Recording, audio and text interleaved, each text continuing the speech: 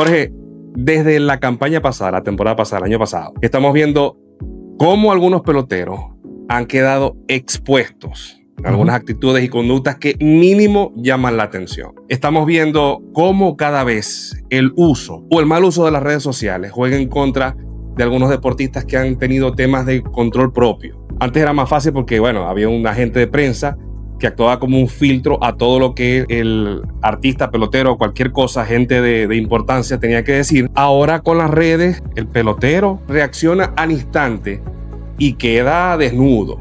Correcto. Eso sin duda crea una imagen que después es muy difícil de cambiar. Así que yo te quería preguntar, ¿qué tan importante puede ser la imagen de un deportista independientemente del desempeño? Porque le puede estar yendo muy bien en el desempeño. Bueno, la imagen es un componente fundamental de lo que cualquier persona en cualquier profesión necesita tener para generar confianza, para generar liderazgo, para atraer personas que se identifiquen contigo, para ejercer influencia. Entonces, es fundamental y por cierto, la imagen va más allá de lo que se refleja en tu físico.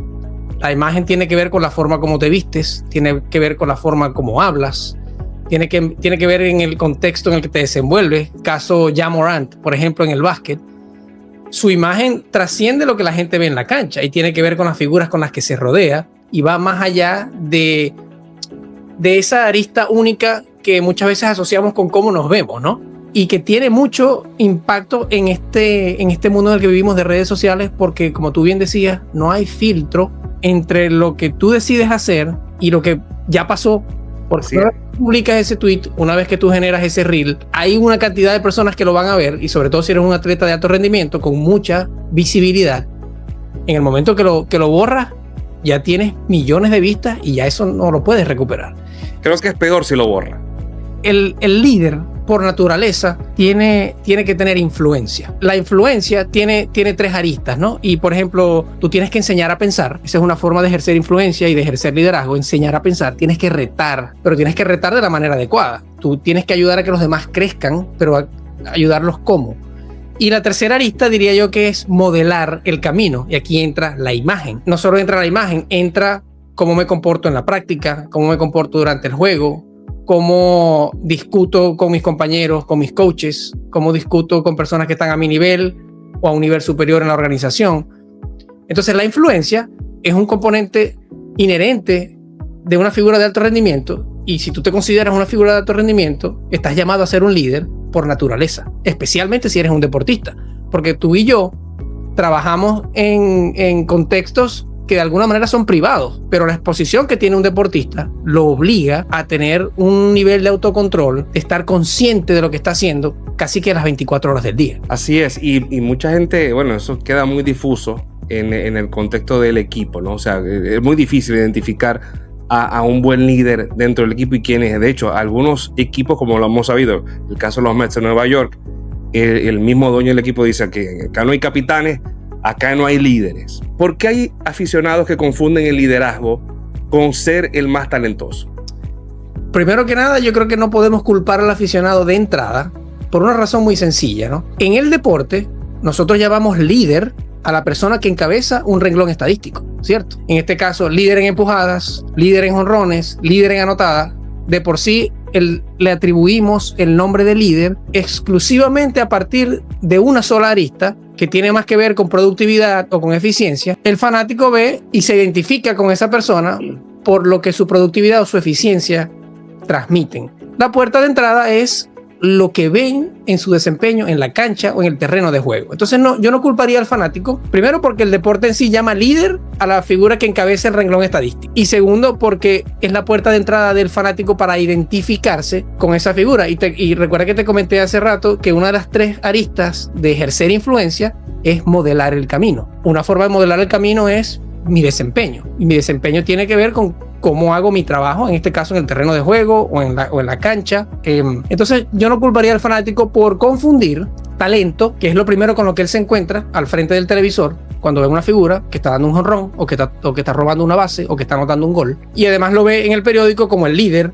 en esa categoría. Pues es lógico que asociemos talento con liderazgo. Willson Contreras, el ejemplo es muy bueno porque él llegó a Boston y se apoderó básicamente ese clubhouse.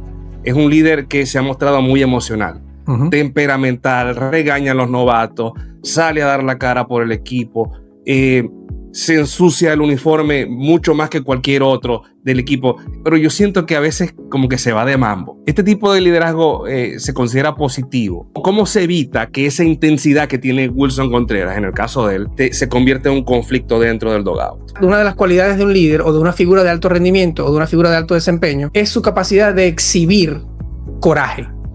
Y el coraje, a diferencia de lo que muchos pensamos que es el coraje y es estrictamente lo opuesto al tener miedo, el coraje implica muchas otras cosas. Implica tu capacidad de ser auténtico, tu capacidad de expresar tu voz y tu opinión, más allá de sentir que estás antagonizando con alguien o que tal vez estás retando a alguien. Eso desde la óptica correcta es una cualidad para admirar en un líder. ¿Dónde se convierte la línea en muy delgada? Cuando tú dejas que tu ego trascienda la razón por la que tú estás retando a otra persona. Si yo tengo la necesidad de retarte a ti para que eleves tu nivel, tengo que hacerlo de una manera que te eduque, que te empodere, y no de una manera que te haga sentir desafiado negativamente o que vaya en tu detrimento. Solo Willson sabe si él está dejando que su emoción o que su corazón le gane a su cabeza en algún momento, y que su supere su verdadera intención, que yo sé que siempre ha sido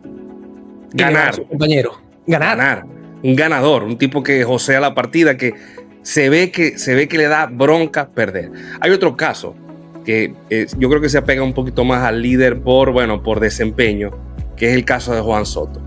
No habla mucho, no es una persona que en la prensa va a salir a tirarse el equipo al hombro o a servir como escudo de un equipo, porque no es su personalidad, pero su desempeño genera mucha credibilidad, porque el tipo cuando tiene que estar está, porque el equipo se hace peor cuando él no está, y porque el equipo gana cuando él, o sea, el desempeño de él eleva a los demás, porque quieren estar a la altura.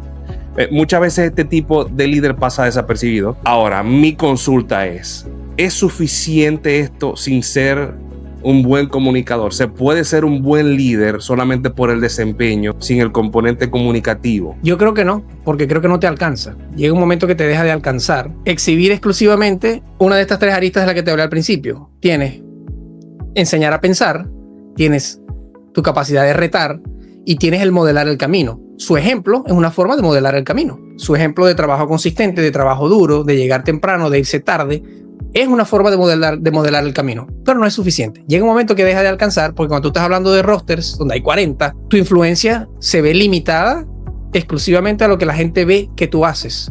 La gente necesita escuchar lo que tú quieres decir. La gente necesita que tú los retes en momentos en los que quizás hace falta que salgan de su zona de confort. Si tú tuvieras que decir, bueno, yo seguiría un líder bajo estos dos modelos, una persona que sea un performer espectacular, pero que sea más retraído, que no hable mucho, o una persona que sea capaz no tiene el desempeño que tiene el otro, pero que siempre está empujando hasta la raya de la toxicidad. Si solo tengo esas dos opciones, yo creo que yo me inclinaría por el deportista que es más vocal, porque al final del día, aunque él individualmente no sea capaz de cargar al equipo como puede hacerlo Juan Soto en momentos específicos, su influencia en un roster donde hay 40 jugadores multiplica la capacidad de su equipo de ser mejor al final del día o en un tiempo prolongado, porque recuérdate una cosa también, el talento se acaba en algún momento.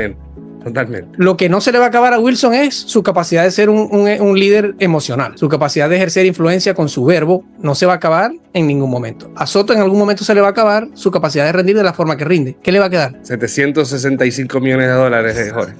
Por supuesto. Son buenos. Así que, sí, yo los pongo a ellos más o menos en una lista. Yo considero a Willson uno muy parecido a Manny Machado, muy parecido a Miguel Rojas, muy parecido a Bryce Harper. Son jugadores temperamentales, pero que se matan por su equipo. Ellos tienen que matarlos por sus jugadores. Mientras hay otro que capaz no se mete mucho. Ronald Acuña es muy parecido a lo que hace Juan Soto. Ronald Acuña es un poquito más jocoso, habla un poquito más, pero siempre no es un tipo que se va a enemistar con nadie, ¿me entiendes? Al igual que Juan Soto, al igual que otros peloteros más. El mismo caso de Rafael Devers. Rafael Devers pareciera que jugara para su equipo propio, no juega para más nadie, sino para su propia liga. Jorge, ¿en qué renglón caería una persona como Miguel Rojas? Sandy, recordemos que Miguel Rojas recibe, no en vano, el premio Roy Campanella. El premio Roy Campanella lo entregan los compañeros de equipo. No es algo que deciden los periodistas, ni que está amañado por la revista del Balón de Oro. Eso no existe. Entonces, en ese caso, la traducción de recibir un premio como el de Roy Campanella es que tú eres ese líder que cumple con las 3 funciones típicas que un líder requiere para influir en su alrededor. Lo conversábamos temprano. Modelar el camino, retar a quienes están a tu alrededor. Está el caso famoso de cuando ayudó a Mookie convertirse en shortstop. Y por supuesto la tercera lista es enseñar a pensar. Sus compañeros hablan de él como una figura que siempre está retándolos a pensar distinto, a mirar el juego de una forma diferente, y no en vano pues tiene el premio de Roy Campanella. Entonces Miguel Rojas es ese ejemplo que tiene un poquito de las 3 y que es un líder consolidado en su vestuario. Y que además esa etiqueta no te la regalan. Esa etiqueta de líder solo te la pueden dar tus seguidores, nadie más.